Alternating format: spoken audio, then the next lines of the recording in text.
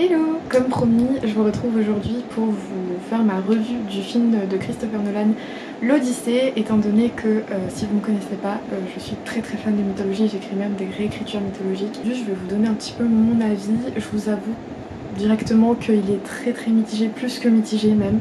J'ai pas beaucoup apprécié, je me suis pas ennuyée. C'est clairement un film hollywoodien par excellence, donc avec des moments d'action, des rebondissements, de la baston, des hommes, etc. Mais pour une personne qui connaît bien l'œuvre d'Homère, et d'ailleurs je l'ai relu exprès pour vous faire cette revue, j'ai beaucoup de choses à dire et c'est pas seulement des petits détails du style comme on peut voir parfois sur les réseaux sociaux, ouais ça a pas très bien été montré, en fait moi j'aurais voulu le détail qui sert à rien, nanana. J'ai vraiment des gros points qui m'ont empêché d'apprécier cette adaptation, malgré quelques points positifs que je vais vous donner aussi, parce qu'il y en a. Et c'est pour ça que je suis restée dans la salle et c'est pour ça que je me suis pas ennuyée. Donc je pense que c'est important de les souligner. Mais voilà, donc juste disclaimer, si vous avez aimé, voire adoré ce film, cette revue ne vous shame pas du tout, c'est tant mieux pour vous, c'est juste que voilà, c'est mon avis personnel. Après, dans le vif du sujet directement, pour moi ce qui ne va pas avec cette adaptation de Nolan, c'est que c'est pas une adaptation de l'Odyssée. Je m'explique. On nous a vendu, il y a le titre qui est l'Odyssée, qui est le même que le livre d'Homère. On nous a fait la promotion sur le fait que c'était adapté du texte d'Homère. Dans les images qu'on nous a montrées, certes, il y a des libertés prises au niveau des costumes qui ne correspondent pas à la réalité historique, mais pourquoi pas. Donc pour moi, les gens s'attendaient à une représentation quand même fidèle du récit d'Homère. Même s'il y avait des petits détails qui changeaient, s'il y avait des libertés artistiques, etc. Pour moi, c'est ce qu'on nous a vendu. Et quand je vois le film, il y a clairement des personnes de l'équipe, si c'est pas Nolan lui-même, qui ont lu l'Odyssée dans les détails.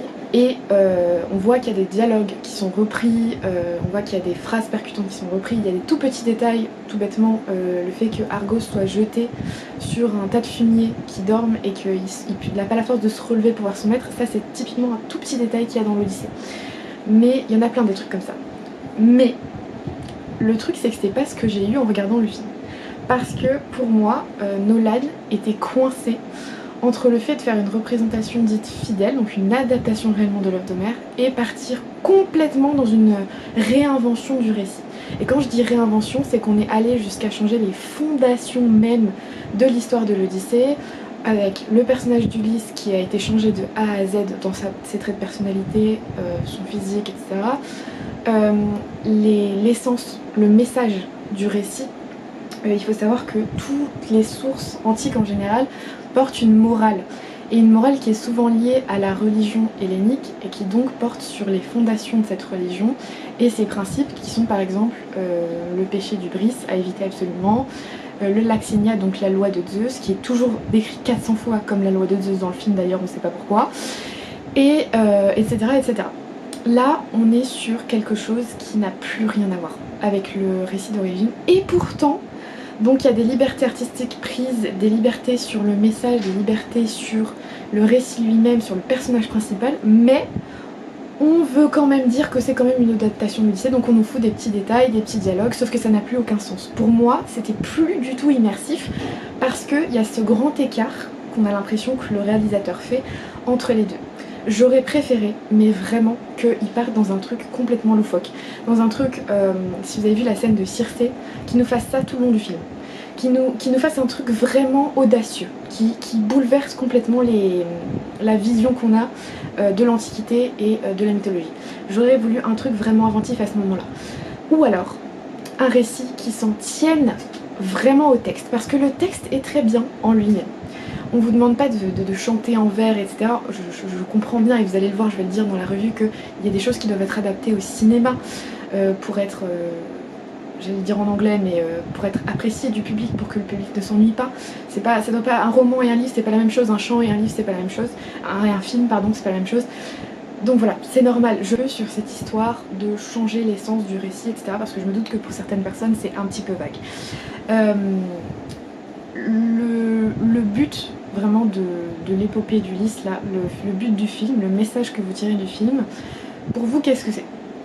Moi, une fois qu'on est arrivé à la fin du film, ce que j'ai compris, c'est que c'est l'histoire d'Ulysse qui est un symbole un peu comme un soldat américain qui a vécu des guerres très traumatisantes, qui a commis des actes qu'il regrette. Et en fait, c'est son cheminement psychologique vers l'acceptation de sa culpabilité, le fait de dévoiler sa culpabilité à lui-même et aux autres. Puis, une fois qu'il l'a accepté, son cheminement vers la rédemption et vers le salut. Et là, on touche à quelque chose qui est intéressant parce que pour moi, c'est pas une coïncidence si Nolan a choisi cette trame. Il l'a choisie parce qu'elle n'existe pas dans l'Odyssée. Cette histoire de culpabilité, Ulysse n'en éprouve pas du tout dans l'Odyssée. Il se remet pas en question de cette manière et ce qui cause l'Odyssée, c'est pas le fait qu'il peut pas rentrer chez lui parce qu'il se sent trop coupable et que c'est plus le même homme. Absolument pas. Ce qui cause l'Odyssée, c'est le péché d'Ulysse. Tant qu'il n'a pas compris qu'il est arrogant, qu'il défie les dieux, et ça arrive à chaque étape du récit, tant qu'il n'a pas compris ça, les dieux ne le laissent pas tranquille. Et il n'arrive pas à Ithaque.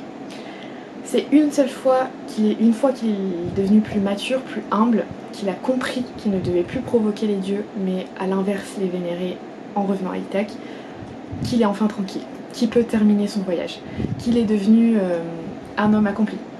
Et donc, là on est vraiment sur quelque chose de complètement différent. Cette histoire de culpabilité, je le répète, elle n'est pas du tout dans l'Odyssée. On part sur vraiment une réinvention totale du message, du personnage d'Ulysse, forcément, qui n'a rien à voir. Moi, le Matt Damon en Ulysse, ça aurait pu être totalement un autre personnage que j'y aurais cru sans problème.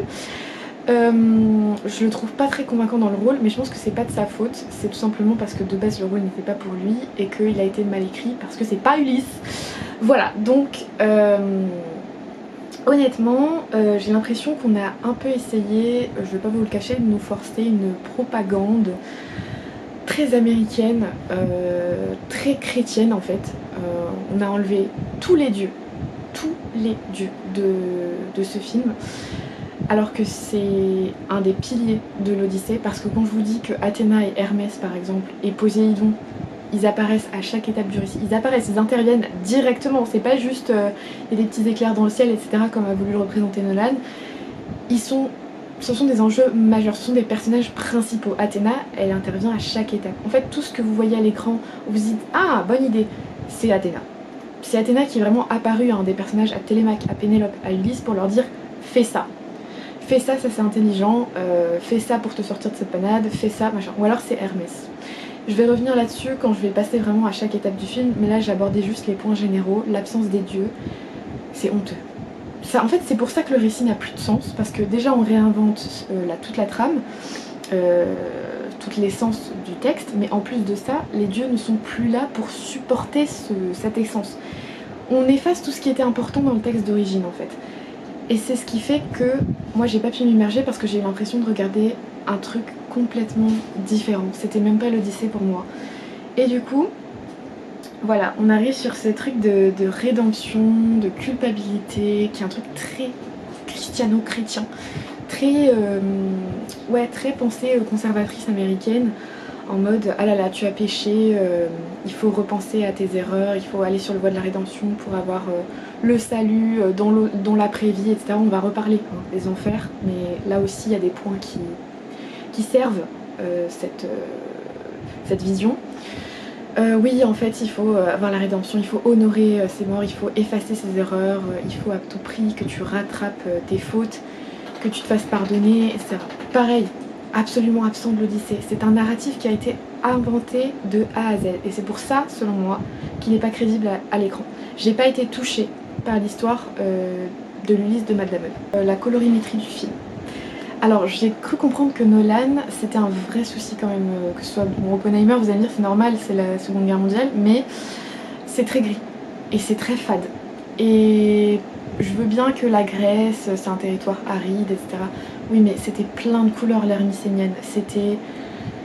En plus, on est dans la mythologie, donc vous voyez cette liberté artistique qu'il utilise dans certaines scènes. Pourquoi il n'a pas tout donné sur les paysages? Pourquoi?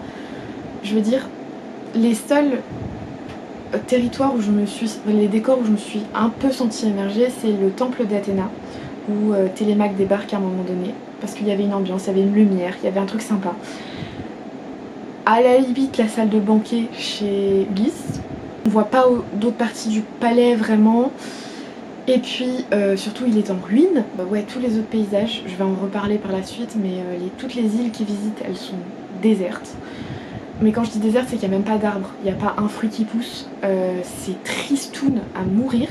Et moi ça m'a super déçue parce que je me dis au moins si j'avais pu me rattacher à l'esthétique, me dire quand même c'était un beau film visuellement, bah je pense que ça m'aurait aidé.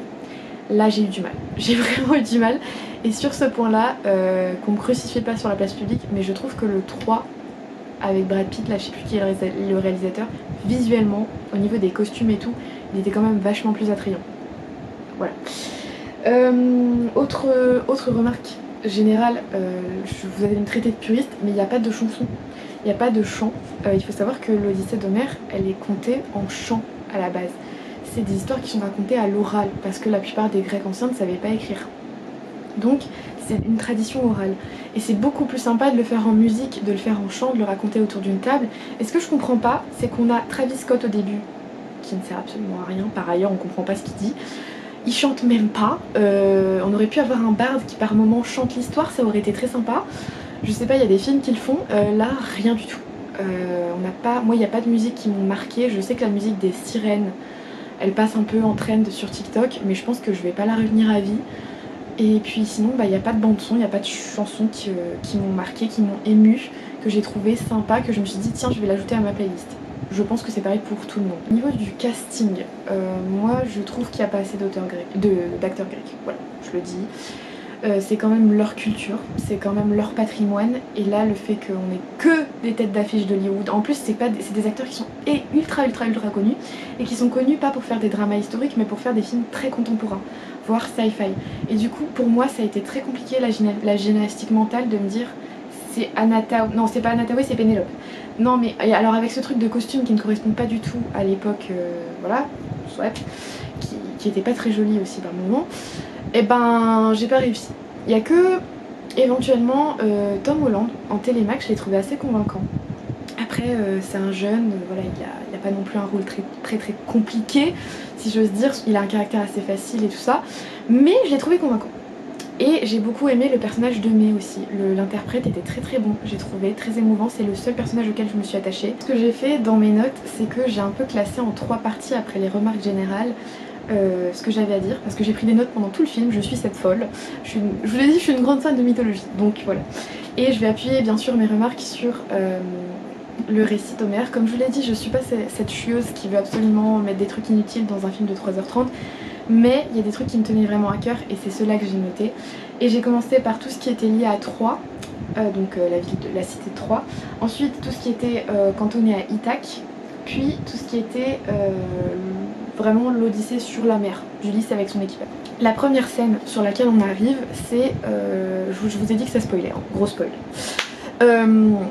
On arrive sur les soldats troyens qui tombent sur un soldat grec qui s'appelle Sinon, et qui le plante littéralement contre l'offrande du cheval de Troie, blablabla.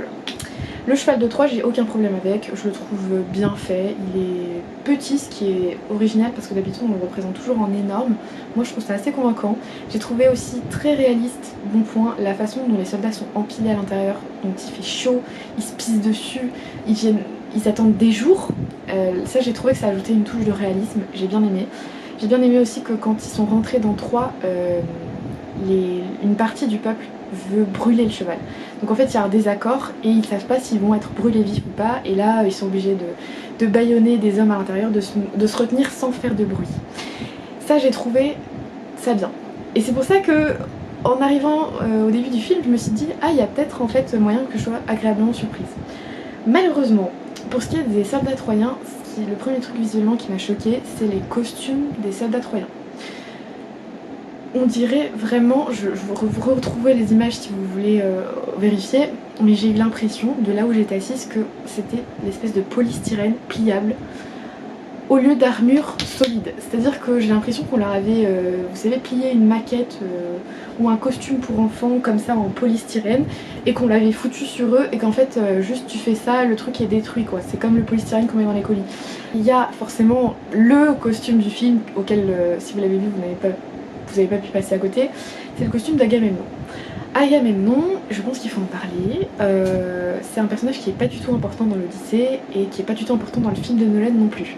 Il a pas de poids particulier. Même dans la quête machin culpabilité, rédemption d'Ulysse, il sert pas à grand chose. C'est un personnage qui est important dans l'Iliade, c'est-à-dire ce qui précède l'Odyssée. Et c'est un gros FDP, si vous me permettez. Je ne comprends pas ce qui a motivé Nolan à en faire un personnage aura farming à ce point. Pour moi, tu vois les images du film, tu te dis que c'est soit l'antagoniste numéro 1, alors qu'il n'y a pas... c'est pas l'antagoniste et c'est pas non plus l'antagoniste numéro 1, soit tu te dis c'est le personnage principal. Pour moi, quand tu vois le charisme qu'on lui a donné, évidemment il y a une grosse liberté artistique sur le choix du costume, qui correspond pas du tout, d'ailleurs tous les costumes des soldats ne correspondent pas du tout à l'époque mycénienne, juste pour que vous soyez au courant.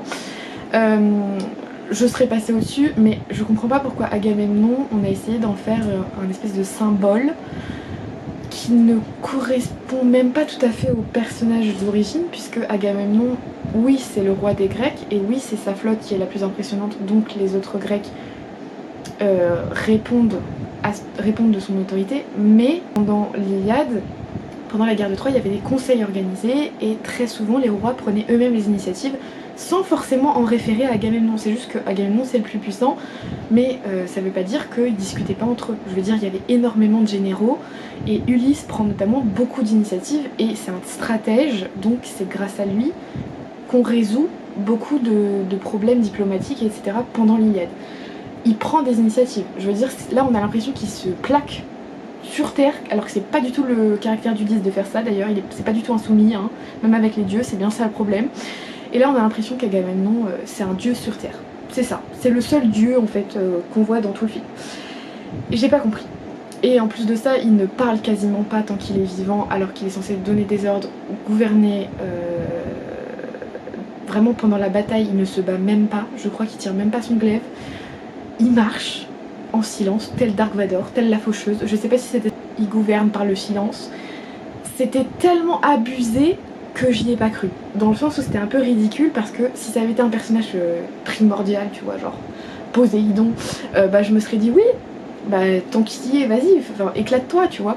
Mais Agamemnon, il a pas de poids dans le récit. Je parlais du personnage de Sinon tout à l'heure, et en soi, j'ai pas de souci avec le fait que Nolan ait pris un personnage qui n'est pas mentionné dans l'Odyssée. En fait, il est mentionné dans un autre livre, et il est pas très important. En fait, il intervient pas dans la guerre de Troie, donc je ne sais pas pourquoi il a choisi ce personnage-là.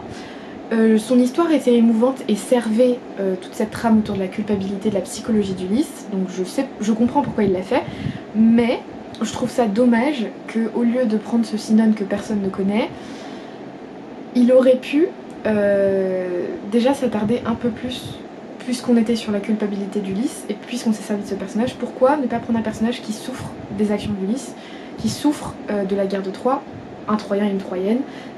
Même cette prêtresse en fait qu'on voit, on lui fait du mal, on coupe la tête de la statue d'Athéna, etc. Pourquoi ne pas avoir pris un personnage existant, je sais pas, mais par exemple on s'attarde pas du tout sur... oui, il y a le cheval de Troie et c'est terrible ce qui se passe, mais on s'attarde pas du tout sur les viols qui sont commis par les soldats, qui sont très nombreux, on s'attarde pas du tout sur la mise en esclavage des femmes, le meurtre de femmes enceintes, d'enfants. C'est un carnage dans Troie, c'est un carnage. Les gens meurent dans les flammes, les prêtresses sont violées, tuées. On nous montre en fait qu'une infime partie de la violence pour qu'on garde de la sympathie pour Ulysse. Sauf que pour moi ça dessert le film, parce que le but c'est qu'on comprenne pourquoi Ulysse se sent coupable au fil du film. Le Ulysse de Nolan, hein. Et là en fait ça aurait été bien de nous mettre les détails de Cassandre par exemple, qui est faite prisonnière par Agamemnon, qui est une des filles de Priam, sœur de Paris, et qui est violée, qui est forcée à avoir ses enfants d'Agamemnon, et Agamemnon ramène Cassandre dans sa ville natale, ce qui énerve encore plus Clytemnestre évidemment. On nous parle pas du tout d'elle, on nous parle pas du tout d'Astyanax qui est balancé du haut des murailles de Troie, qui est le fils d'Hector, qui était un nourrisson, sur conseil d'Ulysse. Voilà, en fait on a l'impression qu'Ulysse, oui en fait c'est un type bien qui a fait une erreur, alors qu'Ulysse c'est un personnage hyper important dans l'Iliade, parce que justement c'est le stratège du camp des Grecs, le mec intelligent, celui qui va trouver toutes les solutions, dès qu'il y a une embrouille, dès que c'est le chaos, on appelle Ulysse. Dès que quelqu'un doit convaincre Achille de venir se battre, on appelle Ulysse. Et là je trouve qu'on retrouve pas du tout cet homme là. Je reviens sur le sac de Troie, on nous montre la cité de Troie. J'ai trouvé que les visuels étaient jolis mais sans plus. C'est-à-dire que moi, que tu me dis Troie, c'est effectivement une des plus belles cités de Thessalie. C'est une cité ultra riche qui est bénie des dieux, très pieuse. Moi je m'attendais à me prendre une claque. Tu me dis Christopher Nolan, bah, je m'attendais à ce qu'il ait mis le budget en fait. Et bon, c'était pas les pires visuels, mais j'étais pas non plus transportée. Quand je vous dis que Troie, même les murailles de Troie, elles sont censées être immenses. Là on a l'impression que si c'était fait à la courte échelle, ça passait, tu vois. Bref, mais soit. On voit pas non plus ce qui arrive à la famille royale de Troie, qui est un sort absolument atroce. Juste un point d'interrogation, pourquoi Nolan a ressenti le besoin de nous passer 50 fois le plan d'Ulysse qui est comme ça sur les marches, avec les flammes qui se reflètent sur lui pendant le sac de Troie. Vous voyez, en fait, c'est symptomatique de ce truc qu'a Nolan, en fait, de faire. C'est encore une fois ce grand écart entre je surexplique à mon spectateur parce que j'ai peur qu'il comprenne pas, alors qu'on comprend très bien, on n'est pas bête, il surexplique certains points. Par contre, il y a d'autres points qu'il invente ou qu'il reprend qui ne sont pas assez expliqués et qui n'ont pas forcément d'utilité, et tu te dis mais qu'est-ce que ça fait là. Il y a un moment du coup critique, vraiment très cinématographique, où depuis le début du film il y a Zendaya qui apparaît en tant qu'Athéna, et à la fin du film on comprend qu'en fait soit c'est une illusion, une hallucination d'Ulysse qui revoit une prêtresse qu'en fait ils ont tuée par décapitation pendant le sac de Troie en même temps qu'une statue d'Athéna, ou alors que c'est Athéna qui prend la forme de cette fille pour faire remonter la culpabilité d'Ulysse, l'aider dans son cheminement. Bon, pour moi c'est pas Athéna, hein, mais voilà, parce que sinon j'aurais un peu honte de la représentation de cette déesse qui est primordiale quand même, vu ce qu'elle est devenue dans le film, on en reparlera plus tard. Mais oui, pourquoi Athéna? Incohérence encore une fois par rapport à l'histoire et la mythologie, excusez-moi de le dire, mais pourquoi est-ce que les soldats saccagent précisément le temple d'Athéna? Pourquoi on nous les montre en train de faire offense à Athéna alors que Athéna est du côté d'Ulysse depuis le début de la guerre de Troie? Elle est du côté des Grecs, contrairement à Apollon qui est le protecteur des Troyens, Aphrodite qui est la mère d'Énée par exemple, ou d'autres dieux. Je passe un petit peu à la partie Ithaque et à tout ce qui est confiné à Ithaque et le voyage de Télémaque. Dans les souvenirs d'Ulysse d'avant son départ pour Troie, on nous montre encore une fois un homme qui est assez différent du Ulysse que moi je connais, qui est un homme qui a le sens du devoir, qui se préoccupe énormément de son peuple, qui aime sa femme et son fils, mais qui part sans ronchonner parce qu'il veut pas que ça retombe sur eux, etc. Et il organise même un tirage au sort pour emmener ses hommes, machin et tout. C'est pas mentionné dans l'Odyssée d'Homère, mais on sait que Ulysse, avant de partir pour Troie, il me semble que c'est dans l'Iliade, il a pas envie de partir parce qu'il sait que ça va durer longtemps, et il a tellement pas envie de partir qu'il ne s'y contraint pas. Quand Agamemnon arrive, il se met tout nu dans des champs, dans la montagne, et il se met à courir derrière une charrette comme un fou. En fait, il joue la carte de la folie, comme on dit. Voilà, il joue la carte de la folie et il prétend être devenu cinglé, comme ça il se dit ils seront pas obligés de m'emmener parce qu'ils voudront pas emmener un fou. Agamemnon et ses hommes vont en fait comprendre que Ulysse ruse parce qu'il est connu pour ça, il est vraiment connu pour ça. Mondialement, c'est Ulysse le rusé, Ulysse c'est un peu le fourbe et tout. Et ils vont en fait mettre Télémaque bébé, l'arracher au bras de sa nourrice ou de sa mère, je sais plus, et le mettre devant l'itinéraire de la charrette. Et en fait, soit Ulysse continue à prétendre la folie et écrase son bébé avec la charrette, en l'attirant comme un dingue, soit il s'arrête et tout le monde comprend qu'en fait il n'est pas devenu fou. Et du coup c'est ce qui se passe et il est obligé de partir parce qu'il veut pas faire du mal à son enfant. Et donc voilà, en fait c'était juste pour vous dire que l'histoire un peu du soldat, encore une fois le soldat américain dévoué, qui est poussé à faire des choses atroces pour sa patrie, machin. Ulysse, lui, il faut comprendre que il est trop égoïste pour ça. Ça rejoint le péché d'Hubris et il recherche trop la gloire aussi pour ça. Il protège ses propres intérêts avant ceux de tous les autres, même ceux de ses hommes. On coupe un petit peu avec un point positif. J'ai bien aimé que Nolan ait inclus Euryclée, la nourrice d'Ulysse, et le fait qu'elle le reconnaît à la blessure qui lui a été infligée par un sanglier. D'ailleurs on nous montre même l'action avec le sanglier qui lui fait mal avant qu'il parte, etc. Ça j'ai trouvé ça cool parce que Euryclée c'est un personnage féminin qui est très émouvant et que les femmes en fait dans la vie d'Ulysse sont très importantes et dans l'Odyssée aussi. Et encore une fois c'est un truc que je trouve qu'on n'a pas trop retrouvé dans le film. Vous allez me dire oui mais Pénélope regarde c'est une féministe, Hélène elle a une réplique sympa, et encore je trouve que la réplique un peu féministe de Pénélope elle fait un peu anachronique et on a l'impression qu'on l'a acheté au dernier moment. Étant dit, c'est vrai que le fait que Pénélope ait tenu Ithaque pendant les 20 ans où Ulysse était parti, c'est quelque chose auquel on pense pas forcément, que certaines autrices incluent dans leur réécriture sur Pénélope, mais c'est vrai que dans l'Odyssée c'est pas mentionné qu'elle a... C'est aussi une bonne reine. Il y a des répétitions dans certaines répliques, notamment celle de Télémaque où il parle des yeux de Sage, les yeux d'Athéna.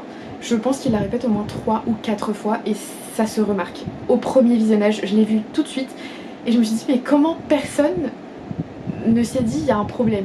Parce qu'en plus en relisant l'Odyssée, j'ai pas eu l'impression que c'était quelque chose qu'il disait même 1 ou 2 fois. Parce qu'il faut savoir que Athéna, elle apparaît beaucoup à Télémaque et là toutes les idées que Télémaque a dans le film, normalement elles sont soufflées par Athéna. Ça aurait été intéressant vraiment d'inclure Athéna.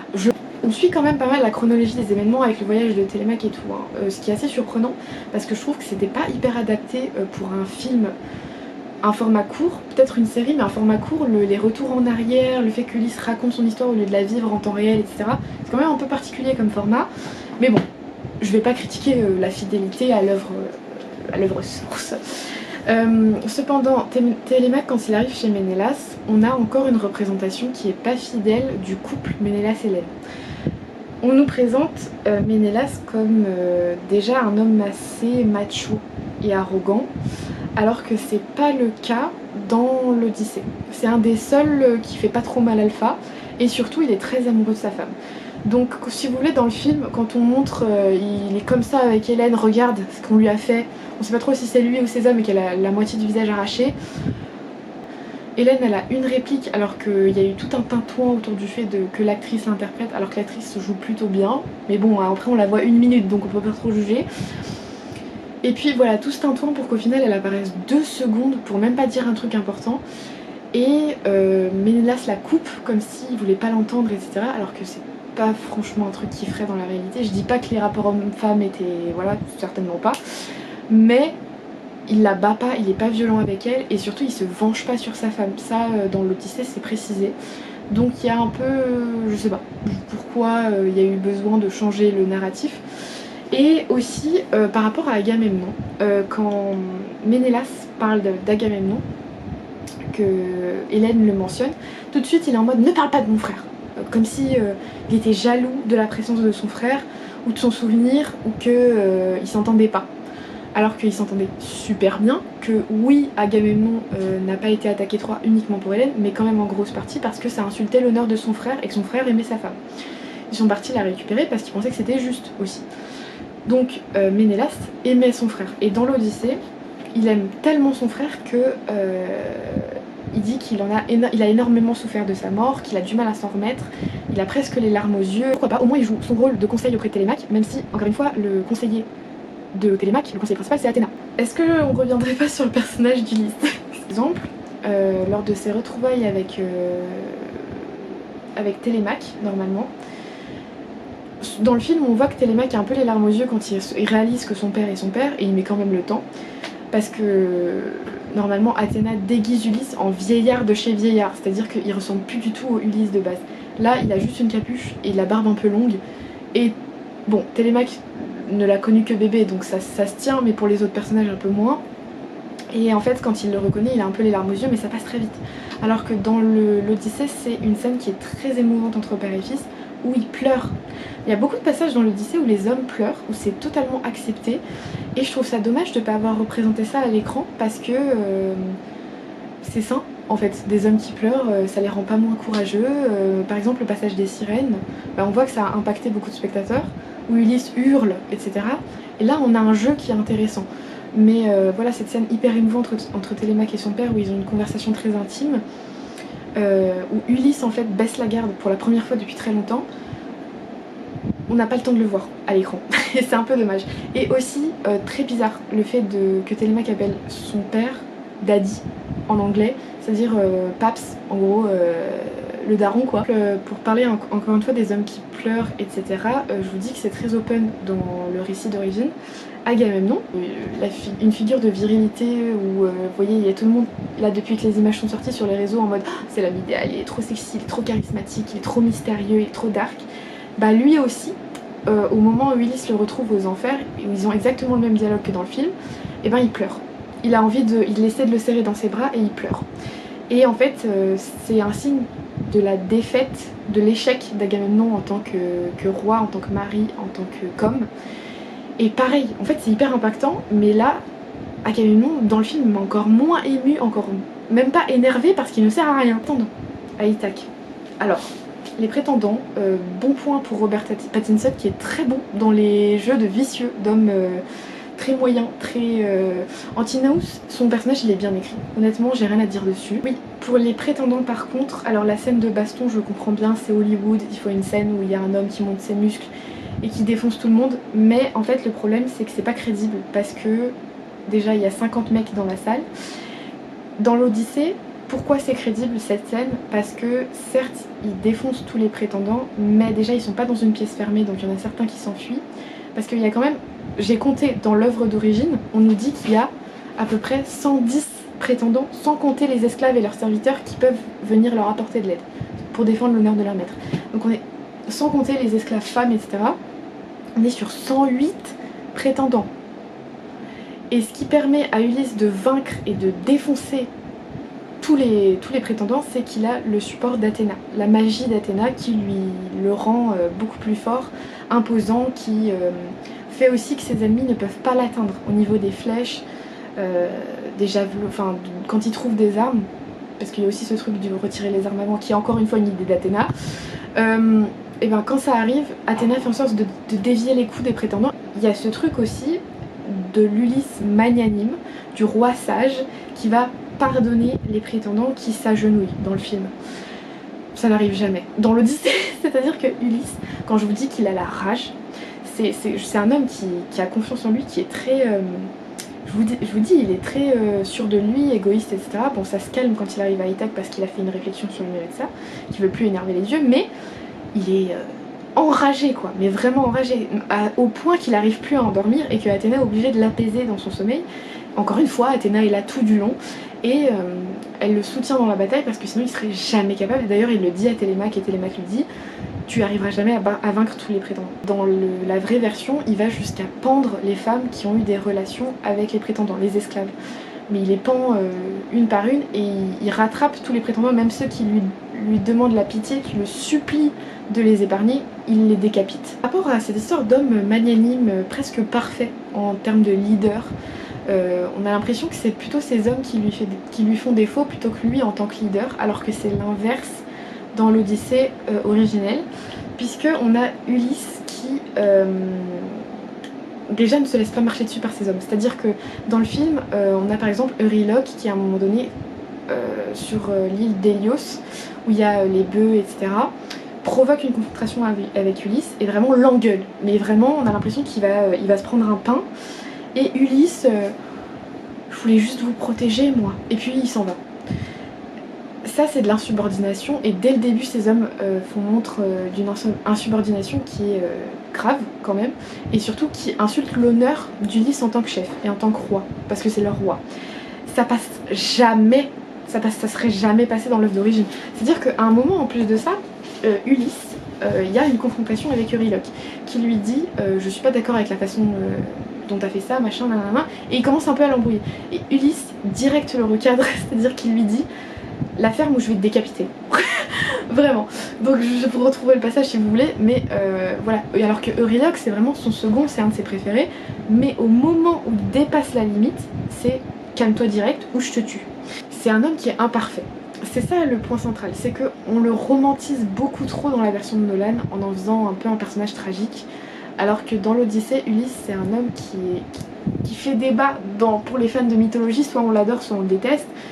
C'est un personnage gris en fait, moralement, et c'est pour ça qu'il est si intéressant, et c'est pour ça, je pense, que Athéna est si intéressée par lui, parce qu'il a cette intelligence et en même temps ce n'est qu'un homme, donc il commet le péché du Brist encore et encore, et il commet des erreurs et il se croit tout puissant alors qu'il l'est pas. Le personnage d'Athéna, je suis désolée mais franchement il sert à rien dans le film et c'est une honte de l'avoir nommée même Athéna. Une histoire de foudre, de feu, de la flamme, de machin, elle parle en alexandrin, j'ai rien compris, on n'a pas l'impression qu'elle aide vraiment. Les seuls moments où j'aurais un truc à dire, elle intervient au moment où Ulysse aveugle Polyphème et on a l'impression qu'elle le juge un peu, elle est en mode t'abuses.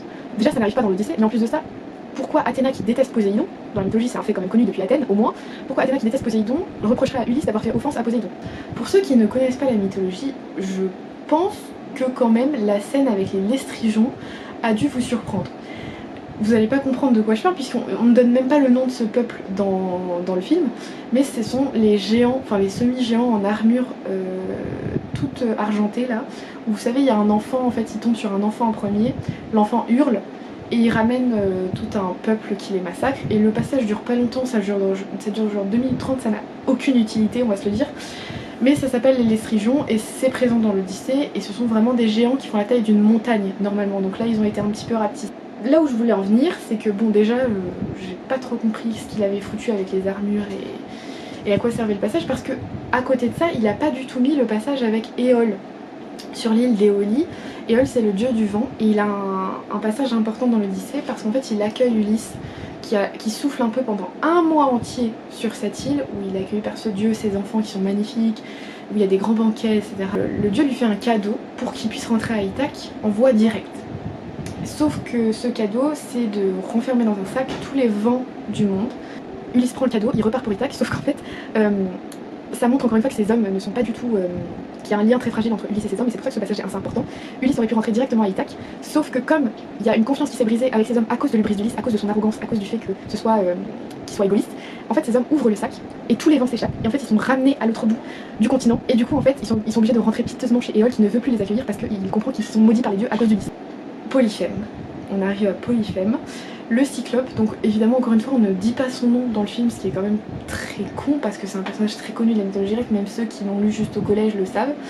Polyphème qui est donc censé être le plus grand et le plus puissant des enfants cyclopes de Poséidon. Dans le film, de ce que j'ai vu, les spectateurs trouvent qu'il fait juste pitié. Tu vois que c'est vraiment une réadaptation parce que dans le texte d'origine, Polyphème d'aller vivre avec les autres cyclopes. D'ailleurs on voit pas du tout qu'il y a d'autres cyclopes dans le film alors que c'est une île en communauté. Il habite effectivement un petit peu à l'écart dans une grotte et il élève son troupeau, il fait sa vie et c'est un adulte. C'est avec un cerveau, il parle très bien. En fait il y a une joute verbale avec Ulysse qui est très intéressante. Je comprends pas pourquoi Nolan a dit que ça pouvait pas être adapté au cinéma, ce truc de je suis personne. La réplique phare d'Ulysse, au lieu d'être ce cyclope puissant, intelligent qui fait peur, mais vraiment il fait peur, parce qu'il en impose non seulement par sa taille, mais aussi par le fait qu'il est très cruel. C'est un homme en plus grand, en fait tout est disproportionné chez lui, jusqu'à la cruauté, et surtout, en fait, il y a une provocation de la part d'Ulysse qui, encore une fois, est liée à son hubris, qui n'est pas du tout citée dans le film. Quand ils arrivent sur l'île et qu'ils entrent chez Polyphème, Ulysse sait qu'il est chez un cyclope. Il le sait, mais il est tellement arrogant, il se croit immortel, il est tellement curieux qu'il veut savoir à quoi ressemble un cyclope. Et du coup, il insiste, alors que ces hommes, par 2 fois, lui demandent de partir. Et c'est ça encore qui fragilise la confiance entre les deux, entre lui et son équipage, et il refuse. Ulysse est obligé de ruser en le saoulant avec le meilleur vin qu'il avait sur lui, avec un vin qui avait des propriétés magiques, pour qu'il s'endorme, qu'il est assez intelligent pour se dire je connais les hommes, j'ai entendu des histoires sur les hommes. D'ailleurs il avait entendu une prophétie, il y a des devins chez les cyclopes qui lui disaient qu'un homme qui s'appelait Ulysse allait lui crever l'œil un jour, dans l'Odyssée d'origine. Donc voilà, en fait c'est pas un peuple stupide, arriéré. Néanmoins, la scène où le cyclope apparaît, où on le découvre tel une ombre, elle provoque un peu des frissons, elle est très bien faite. Voilà, j'ai vu qu'ils avaient utilisé en plus pas que du CGI mais aussi une marionnette géante et j'ai trouvé ça très cool. Après l'apparence du cyclope, on va pas se mentir, elle est un peu lazy, un peu paresseuse, c'est un espèce d'alien, il a juste le nez de travers et l'œil de travers. Bruitage par contre et ses cris sont assez frappants. Je pense que ça rend mieux en IMAX, etc. Moi je l'ai vu en normal, en standard, donc je comprenais pas ce qu'il disait, le cyclope, mais je trouve que les bruitages sont vraiment dégueulasses et que ça aussi c'était bien fait. Maintenant, encore une fois, le cyclope il sait qu'il se nourrit de la peur dans le champ d'Homère, il se nourrit de la peur d'Ulysse et il prend du plaisir à les torturer. Alors que là, on est sur un animal qui mange des fourmis, il sait pas trop ce qu'il fait, et à côté de ça en plus, les hommes d'Ulysse n'ont pas peur. On a l'impression qu'ils sont pas plus ébranlés que ça, alors que il y a littéralement dans le livre, on nous précise qu'il y a de la cervelle qui s'échappe sur les murs parce voilà, je vais pas vous faire le graphisme, mais en gros les hommes sont en petits morceaux. Et là on a l'impression, vraiment ça m'a choquée quand je l'ai vu, que les hommes sont en mode oh bah non. Ils arrivent à s'en sortir en mettant des bottes de paille sur leur dos. Ça aussi j'ai cru que j'avais halluciné, mais non, dans l'Odyssée, le livre, c'est beaucoup plus crédible. Bon après je comprends pour le bien-être animal, si c'est pour ça, ça aurait pu être fait par CGI, mais je comprends. Normalement il s'accroche au ventre de 3 brebis. En fait il y a un bouc au milieu qui est imposant, qui est bien noir, etc. Et en fait les soldats s'accrochent en dessous pour pouvoir passer quand Polyphème, aveuglé, fait ça là avec sa main.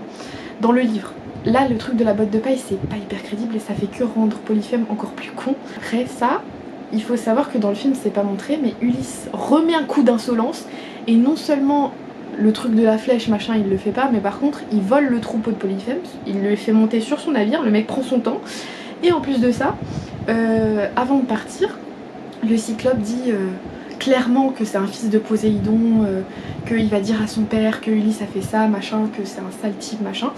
Et Ulysse lui dit ouais je pense que Poséidon il va pas te guérir, parle pas trop vite, il en a rien à faire de ça.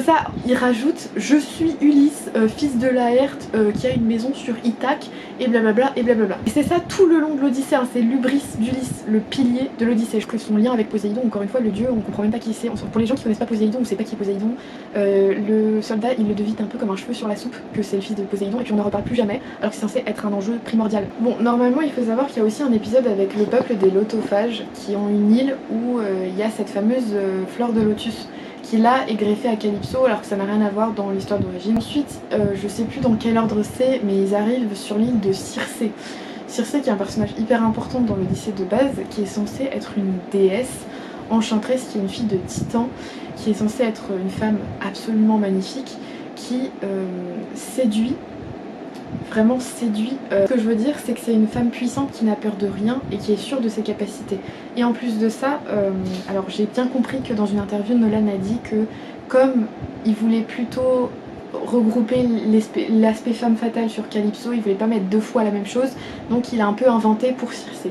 Sauf qu'en fait déjà à choisir entre Circé et Calypso, la femme fatale pour moi ça aurait plutôt été Circé. Et en plus de ça, vraiment Circé c'est un personnage important parce que c'est une déesse et qu'il y a encore une intervention d'Hermès au moment où Ulysse arrive sur l'île, parce que quand il comprend que son équipage a été transformé en porc par Circé, d'ailleurs c'est beaucoup moins graphique dans l'Odyssée de base, mais pourquoi pas la liberté artistique, il comprend que c'est une déesse, qu'elle est très puissante. Hermès arrive et lui donne une plante qui à manger pour ne pas tomber dans les charmes de Circé. Quand Circé est surprise qu'il ne tombe pas là-dedans, là je vous parle encore de la version d'origine, hein. Et en fin de compte, elle est presque séduite par ce côté intelligent et surprenant d'Ulysse. Et elle sait qu'il y a les dieux derrière son arrivée. Et en fait, Hermès a conseillé à Ulysse de céder au charme de Circé. Et en fait, Ulysse cède une fois qu'elle accepte de rechanger ses hommes en hommes. Et ils couchent ensemble et en fait ils ont une vie ensemble pendant un petit moment et les hommes d'Ulysse acceptent de rester sur l'île de façon consentante. Et d'ailleurs, autre chose qui est pas cohérente par rapport à la version de base, là on fait de Circé vraiment une femme dans le film très instable, un peu folle, apeurée, un peu une victime en fait, alors que c'est pas du tout le cas, c'est une interprétation très libre. Et en plus de ça, elle lui déballe tout sur un plateau d'argent. Elle vit dans un trou littéralement. C'est une espèce de chaumière en ruine où les pierres tombent. L'intérieur il est obscur, il est pas hygiénique, ça fait pas envie. En fait c'est un peu le stéréotype de la vieille sorcière. Elle vit dans un palais normalement. Elle vit dans un espèce de petit village où il y a plein de demeures parce qu'elle est pas seule. Il y a des nymphes qui vivent avec elle. Elle a des servantes, c'est vraiment une déesse. Donc c'est censé être un peu un paradis sur terre, ou en tout cas le premier paradis sur lequel Ulysse tombe. Et il tombe pas amoureux d'elle, mais il passe quand même des bons moments. Alors que là, dans le film, vraiment c'est bonjour, au revoir. En plus elle lui déballe tout ce qu'il a à faire sans qu'il lui demande, voilà. Et aussi, d'ailleurs, il y a cette histoire avec le corbeau, 12 points d'interrogation. Je ne sais pas qui est ce corbeau, qu'elle décrit comme sa sœur. Celui que Ulysse essaye d'étrangler pour la menacer, ce qu'il ne fait absolument pas non plus dans la version d'origine, puisqu'elle en fait, ce corbeau, je ne sais pas d'où il sort. Circé, dans son arbre généalogique, elle a une sœur et un frère. Et Éthès, qui est le père de Médée, et sa sœur, c'est censé être Pasiphae. la femme qui est obligée de s'unir à un taureau et qui donne le Minotaure. Sauf qu'en fait, Pasiphae, si vous suivez un petit peu les textes antiques, elle est vue par Énée dans l'Énéide aux enfers, donc elle est décédée. Et quand bien même elle serait encore vivante, au nom de quelconque liberté artistique, je ne sais pas ce qu'elle foutrait en corbeau chez sa sœur, alors qu'après les enfers, donc ils vont jusqu'aux enfers pour rendre hommage à Tirésias, etc. Normalement ils reviennent chez Circé après. Ça c'est pas montré non plus, donc il faut bien comprendre qu'ils ne fuient pas Circé. Ils ont pas peur d'elle, elle les aide. Les sirènes, je suis dégoûtée parce que, comme je vous l'ai dit, je l'ai vu en version standard et j'étais assez loin de l'écran et j'ai rien vu à part une silhouette de femme nue, mais une femme comme vous et moi, alors que ce sont censées être des femmes mi-femme mi-aigle et elles sont censées être assez entre la fascinante et terrifiante, et là en fait c'est juste une brume. Et je trouve ça un peu lazy, je trouve ça un peu paresseux. Une fois, ce passage qui joue vachement sur la psychologie d'Ulysse, il n'existe pas dans l'Odyssée parce qu'en fait le chant des sirènes, il séduit Ulysse parce qu'il appuie sur son talon d'Achille, son ego. En fait ça satisfait son hubris parce que les sirènes le flattent, le vantent et du coup il a envie de les rejoindre. Donc là encore une fois il y a un détournement total, et ce qui est super drôle c'est que les sirènes elles ont 3 bouts de rocher et on les voit encore en arrière-plan quand les hommes enlèvent la cire de leurs oreilles alors que le chant des sirènes ils portent et elles ont des ailes. Scylla, c'était quoi ça? Je pense que vraiment toutes les personnes qui connaissent la mythologie, un minimum avec qui j'en ai parlé, ils étaient choqués. Scylla. Et même pour Charybde, franchement c'est un tourbillon, il n'y a pas eu beaucoup d'efforts. Je veux dire, vous regardez Percy Jackson, même eux, alors c'est un film qui est très critiqué, le 2, La mer des monstres, ils ont fait mieux au niveau de Charybde. Et Scylla elle ressemble à rien, on dirait des tuyaux mal isolés, mal protégés. C'est immonde. Immonde. Et en plus ça passe tellement vite qu'on n'a même pas le temps de voir vraiment ce que c'est, qui c'est, on précise pas que c'est Scylla. Un petit peu aux enfers. Les enfers pour moi c'est pareil, ultra feignant. Encore une fois on arrive sur une rive, comme on en voit 12 dans le film. Il y a du sable, il fait un peu gris parce qu'il faut le côté un peu dark. Vraiment une scène comme dans The Walking Dead. Voilà, on a des zombies en fait. Il faut savoir que ce sont des âmes, hein. Et d'ailleurs après Ulysse essaie de les fuir comme si elles avaient un corps physique alors que c'est pas du tout le cas. Elles peuvent pas te faire de mal, elles peuvent pas te toucher, ils n'ont plus de corps. Et en plus de ce qui m'a dérangé, c'est que déjà le visuel est feignant, enfin horrible, franchement c'est moche, c'est gris, alors qu'on a des visuels des enfers, que ce soit dans les peintures, les représentations iconographiques, en souterrain qui sont magnifiques. C'est censé s'ouvrir avec un rocher, il y a des entrées des enfers. Là en fait on voit rien, même Tirésias le pauvre il a morflé, et en plus il n'y a que des hommes. Ça, je le précise quand même, Ulysse ne rencontre que des hommes dans ce passage-là. Il est censé être tout seul, de ce que je me rappelle, et c'est censé durer super longtemps, parce que dans le texte d'origine, il rencontre plein de femmes, plein de héros oubliés, il rencontre même des suppliciés. En fait, il fait vraiment une descente aux enfers. Aux enfers, pas les enfers chrétiens comme on en montre un peu dans le film, il y a des parallèles qui sont faits d'ailleurs dans la VO. On utilise le terme Hadesses ou Hell. Donc Hell c'est le terme pour les enfers chrétiens, l'enfer chrétien, alors que sinon c'est The Underworld pour les enfers païens, des hellénistes, bref. Et du coup, encore une fois, ce truc de culpabilité, les morts sont... c'est des ombres qui servent à rien, il se passe rien, on parle pas d'Hadès ni de Perséphone, on parle pas de leur vie après la mort, ils sont tous bloqués au même endroit, on sait pas ce qui se passe après. Et encore une fois, voilà, il n'y a que des hommes alors qu'il est censé avoir des discussions avec plein de femmes de la mythologie. C'est vraiment, il y a tout un passage avec des femmes. Il voit sa mère aussi, ça c'est un passage émouvant, qui aurait pu être un personnage qui aurait pu être utilisé à la place d'Agamemnon, qui sert pas à grand chose à part raconter son monologue sur sa vie, on s'en fout. Et Sinon qui n'existe pas, donc oui, à la place, je sais pas moi, même si vous aviez voulu mettre Achille, au moins il avait des trucs sympas à raconter. À la fin, dans les dernières étapes, il y a l'arrivée sur l'île d'Hélios avec les bœufs sacrés et les brebis sacrées du dieu. Et voilà, il y a tout ce truc de ils doivent pas les manger. Un truc qui m'a fait bizarre, c'est que moi, de ce que je me souvenais, les troupeaux d'Hélios, ils sont représentés comme des bœufs avec des très longues cornes, et ce sont des bœufs qui sont brun-rouge. Alors que là, il y a un visuel avec une vache de Normandie. Je sais pas si c'est moi qui déconne, mais ça m'a sorti du plan. Pareil, cette île d'Hélios, zéro effort, c'est moche, il y a rien à part... on sait même pas où les vaches vont se nourrir parce qu'il y a même pas d'herbe. Au passage de Calypso. Calypso, j'ai vraiment beaucoup de trucs à dire parce que l'utilité Je sais pas, je pense que vraiment Nolan aurait voulu la supprimer, mais qui s'est dit que ça commençait à faire supprimer ou changer beaucoup de rôles féminins, donc il l'a laissée, mais honnêtement pour pas grand chose. On nous raconte pas son histoire, on ne sait pas qui c'est.